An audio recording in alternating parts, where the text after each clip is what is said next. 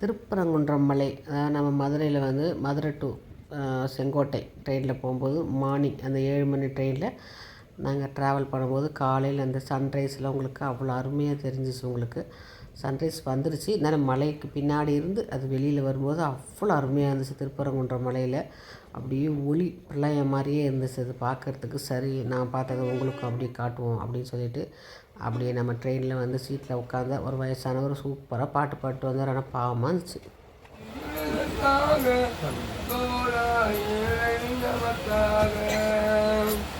கங்கை யமுனை காவேரி வைகை ஓடுவதற்காக, கங்கை யமுனை காவேரி வைகை ஓடுவதற்காக, நாளும் உழைத்து நலம் பெற வேண்டும் என்பது அதற்காக, புத்தன் இயேசு தாங்கி பிறந்த பூமியில் அதற்காக, தோழா ஏழை நமக்காக, கங்கை யமுனை காவேரி வைகை ஓடுவதற்காக.